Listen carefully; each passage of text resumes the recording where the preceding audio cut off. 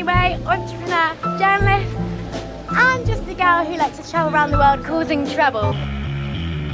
This week I'm in Iceland, and it just so happens that it's Iceland Fashion Week. I exchanged £100 and I got like 20,000 million krona or something. It's ridiculous.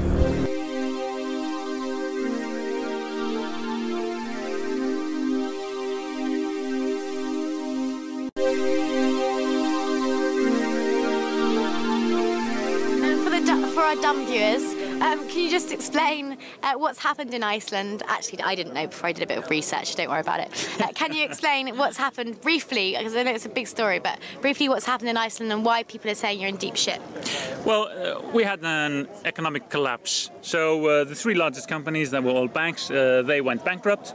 The currency fell 50%, and a lot of people lost all of their savings. A lot of people lost their jobs. Loans, many people had loans in foreign currency, which means they are now double as expensive as they were, while their house and the cars and everything has fallen in price. So people are like stuck with their investments, and they can't get out.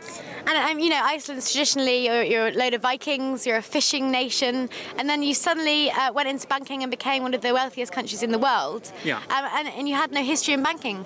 You kind of looked at Wall Street and said, we can do that. Do you think that was part of the problem, that you hadn't had the sort of history? Well, I don't know. Yeah, maybe. I mean, we have this. Like you say, we are fishermen, we are hunters, and so we just. I don't know. The bankers just went out there and they went after new opportunities, and they were very, fast moving, and we thought it was all a very positive thing. But they were big risk takers, and finally that caught up on us when the global economy went down. And tell me, how bad did it get? Because like we've been in Reykjavik, something like that.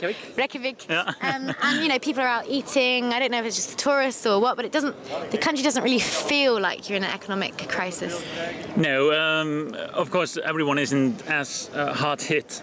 There's still a lot of money around in Iceland, and we have actually, before the crisis, Iceland was #1 on the list of UN of the best developed nations in the world. We have a very high education level, we have very good healthcare, we have very good infrastructure, internet connections, broadband, etc., etc. So we have excellent infrastructure, so it should be easy for us to build on that. And it's, we need to remember that it's the banking industry that collapsed, and of course that affects all other industries, but we still have something that is going strong and doing good things. I love the Icelandic attitude. Yeah, I mean, we're fishermen, we've lost boats at sea. What can we do? We try to improve the weather report, we try to improve the boats, and we go out fishing again. We can't give up, we'll just starve to death. So people were just taking too much risks, especially the bankers. Bankers and investment people were taking too big risks. We were all supporting it, almost all at least. Yeah. And I mean, we thought it was a great business model. That's what we were told. Yeah. And every time somebody criticized it, the government and the banks, they found some experts that said, "Oh, this is safe and this is a very good model, and this can withstand any economic turmoil that goes over the world." So, but it didn't. I don't know. I don't like blaming some specific people. It's a combination of a lot of things happening both in Iceland and abroad. Because I think that's one of the things that we need today in Iceland. We need a vision. Do you have a vision? Well, for Iceland? Yeah, for the future. Yeah, well, I want to see Iceland as an innovative country. Company, you nearly said then. Yeah, I nearly said that. Don't repeat that. Okay, edit. Yeah. An innovative country where we focus on thinking out of the box, testing new stuff, and being creative. We have a lot of energy here. I mean, I don't know if you can feel it, but there's a lot of energy here in Iceland. Actually, we see it in the background. Yeah, we see it in the. we see it in the terrain, in the springs here, in the mountains, and the people as well. The people are very enthusiastic. Yeah, they are. They're full of energy, and we need to use that energy to do something creative and something new with it. And it's a small society, which makes it much more flexible than bigger traditional societies, and it gives us opportunities that we should use. And yeah. Brilliant. Well, thank you very much. Okay. Now I want to know, have you ever been a banker? In? Have you ever been a banker in finance? No. Because No. because I've been reading a lot about Iceland, doing some research, and a lot of your fishing was your main industry here. Yeah. And then everybody went into banking, but not you. Not me. It's good for the tourist business because the krona falling down and it's much cheaper to come to Iceland. It's good for us. Yeah, many people are coming now. Yeah. So have you always been on the tourist boat, or have you been a fisherman? Yeah, I have been fisherman many years, and I have worked with the tourist business the last 19 years. And the whale watching is a big industry in Iceland. Yeah, it's growing very fast up because I think 90% of everybody who come here to Iceland go on the whale watch. Do you like living in Scotland? Oh yeah, I loved it. But Iceland's the best. Really? Is it not a bit sort of boring when you're a young person? Have you been out in Reykjavik? Kind of last night, but...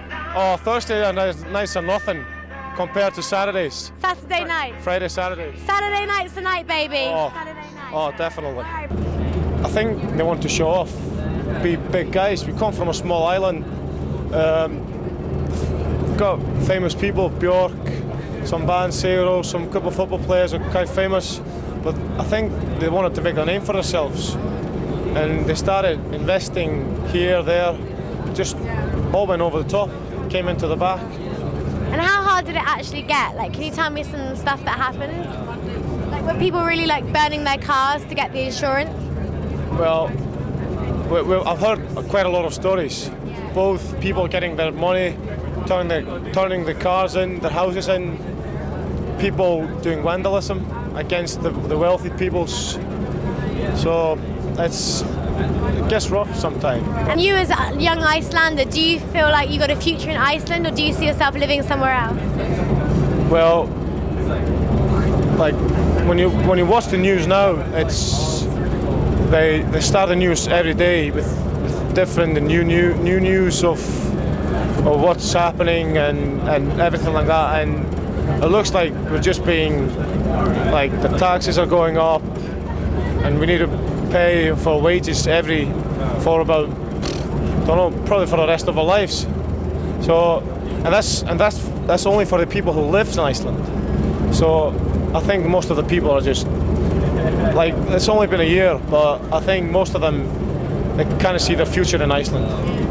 So what's going to happen? Everyone's going to move out, and there's going to be nothing left. Ghost town. Yeah. I'm not sure, but I love Iceland to bits, and it's a great place to grow up. They don't have a lot of islands or that, so, and the cops don't even carry guns. I think when you have all these, like the people who don't relate to the younger people, the young generation, so for my sakes and my friends, the life goes on, the studying, going out and that, but life's going to get really hard the next years. We're going to keep paying for it. Well, good luck is all I can say. Keep doing your own thing. Oh, thank you. Cheers. It's in Iceland, and you have a famous beard as well. Can I touch it? Yes. It's very nice. And why is your beard famous, and why are you famous?